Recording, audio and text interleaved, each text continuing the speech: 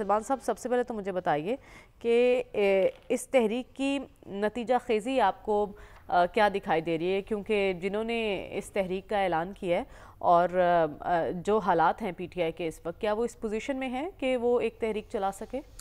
دیکھیں، انہوں نے جو لفظ استعمال کیا ہے وہ تو خاصا وسیع ہے کہ ملک گیر تحریک ملک گیر تحریک چلتی ہے ریئل ایشوز کے ساتھ۔ دیکھیں، بات یہ کہ اگر تو ترمیم کی بات ہے تو ترامیم کا سلسلہ آج سے نہیں ہے، ہر دور کے اندر اس طرح کی ترامیم آتی رہی ہیں۔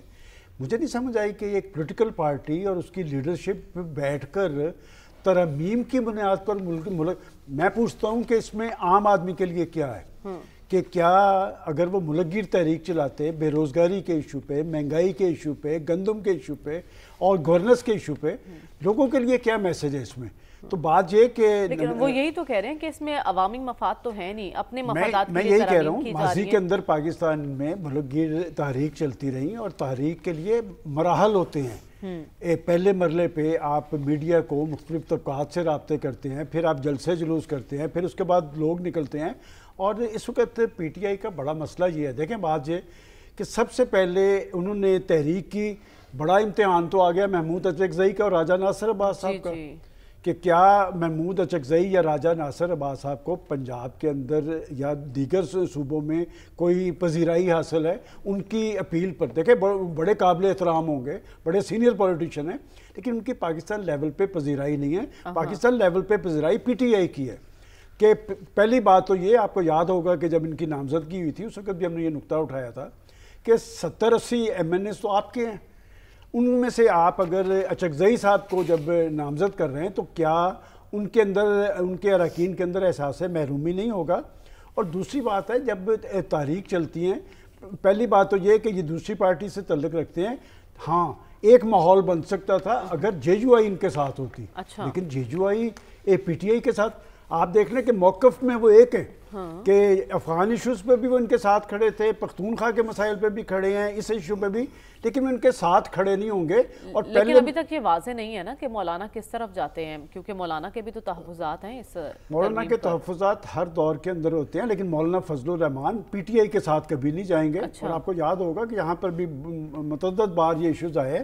اب بات یہ کہ کیا احتجاجی تحریک، دیکھیں جو میں سمجھتا ہوں ایز اے پولیٹیکل جرنلسٹ کہ یہ جو تحریک مجھے نظر آتی ہے یہ پریس کانفرنس تک ہوگی، یہ اپنا سوشل میڈیا پہ ہوگی، اس کے لیے ماحول کوئی سازگار نہیں ہے اور ماحول سازگار بنانے کی کوشش بھی نہیں کی گئی۔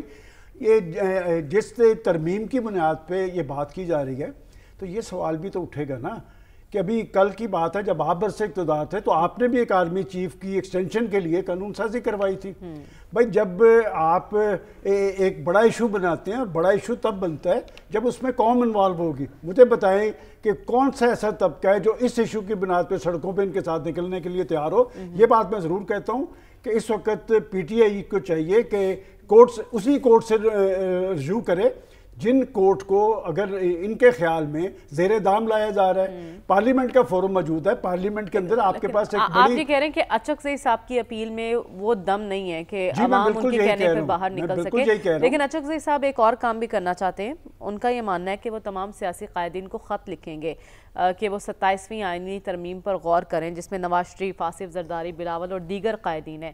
کیا یہ فارمولا چلے گا؟ دیکھیں، میں آپ کا ایک کویسچن بتا دیتا ہوں۔ آج سے 2 ماہ پہلے آپ نے ایک پروگرام میں کہا تھا کہ اچکزئی صاحب نواز شریف صاحب سے ملیں گے، تو میں نے آپ کو کیا کہا تھا؟ دیکھیں، بات ہے کہ اچکزئی صاحب کا احترام ضرور ہے۔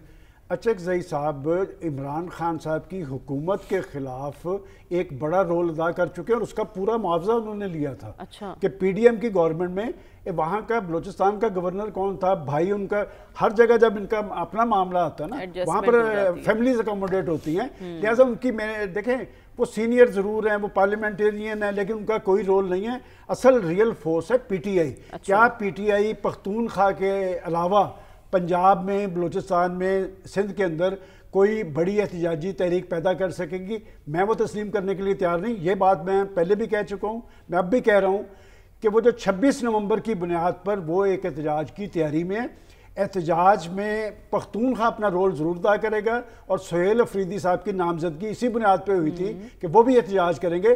لہٰذا آپ اپنے نومبر کی بات پر ابھی بھی قائم ہے کہ نومبر کو ایک احتجاجی میں ابھی بھی کہہ رہا ہوں کہ نومبر کے اینڈ پہ وہ فلم نہیں تو ٹریلر ضرور چلے گا. بات ہے کہ وہ وہاں کی فورس موجود ہے. اب تو موقع بھی موجود ہے اور رسم دنیا بھی ہے، موقع بھی ہے، دستور بھی ہے. بات یہ کہ دیکھیں میں ایک تلخ بات کہنے لگا ہوں کہ پاکستان کی پولیٹیکل فورسز کا رول ختم ہو چکا ہے پاکستان میں، کوئی مانے یا نہ مانے. ایک زمانہ تھا کہ لوگ پولیٹیکل پارٹیز کی طرف دیکھتے تھے، پولیٹیکل لیڈرشپ کی طرف دیکھتے تھے، اور ہر دفعہ جب پولیٹیکل لیڈرشپ برس اقتدار آتی ہے، برس اقتدار آنے کے بعد جس بنیاد پہ وہ برس اقتدار آتے ہیں ان کو چھوڑ کے وہ آگے کی طرف دیکھنا شروع کرتے ہیں، اور وہ آگے والے پھر کبھی ساتھ نہیں کھڑے ہوتے. سلمان صاحب سب سے پہلے تو مجھے بتائیے، ہم نے دیکھا کہ اس سے پہلے نون لیگ جایا کرتی تھی مولانا کے پاس، اور مولانا کا آنا جانا بھی نون لیگ کی طرف ہی تھا.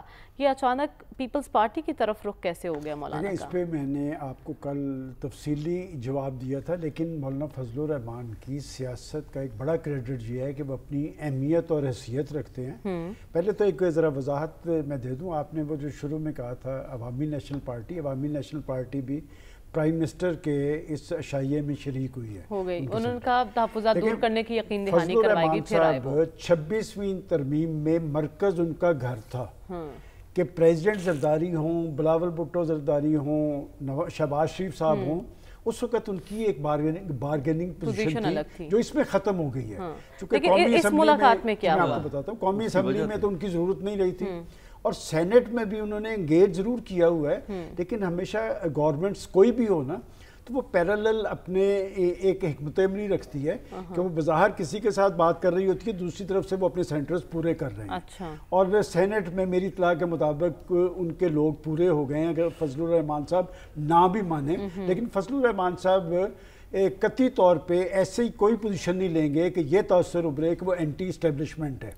لہٰذا ان کے ساتھ معاملہ چل رہا ہے. اب وہ آپ نے درست کہا کہ جی فضل الرحمان صاحب کو دینے کے لیے ان کے پاس کیا ہے، کہ فضل الرحمان صاحب آج جو حکومتیں قائم ہیں نا اس میں بنیادی کردار فضل الرحمان صاحب کا تھا.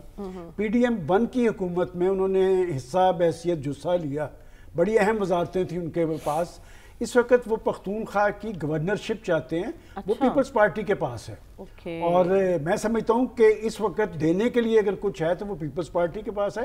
اگر سینٹرز پورے کرنے ہوئے تو پھر مولانا فضل الرحمان کو اکاموڈیٹ کرنا پڑے گا. کیا مولانا فضل الرحمان اکاموڈیٹ ہوں گے؟ آپ ذرا دلچسپ دیکھیں کہ موقف ان کا وہی ہے جو پی ٹی آئی کا ہے. موقف افغان مسئلے پہ بھی ان کا وہی ہے جو پی ٹی آئی کا ہے، لیکن وہ پی ٹی آئی کے ساتھ نہیں جائیں گے، اس لیے کہ پی ٹی آئی کے ساتھ جانے کا مطلب بڑا کلیئر ہے. اور آپ نے پہلے ایک کویسچن کیا تھا کہ جی پی ٹی آئی، خالد صاحب نے بھی کہا کہ جی عدلیہ کے بارے میں بات کریں گے.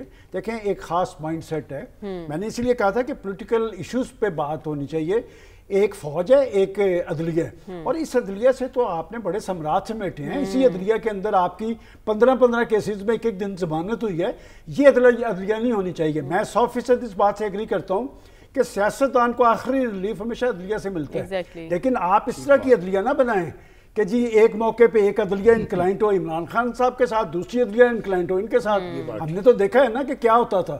تو یہ عدلیہ ایک آزاد ہونی چاہیے. اور پولیٹیکل فورسز کو آج بھی میں بتاؤں کہ عوام کے اندر تو ان کا کیس کوئی نہیں ہے. آنے والے وقت کے اندر اگر ان کو کوئی ریلیف مل سکے گی تو عدلیہ سے مل سکے گی. کاش پاکستان کی عدلیہ بھی آزاد اور خود مختار ہو. ٹھیک ہے.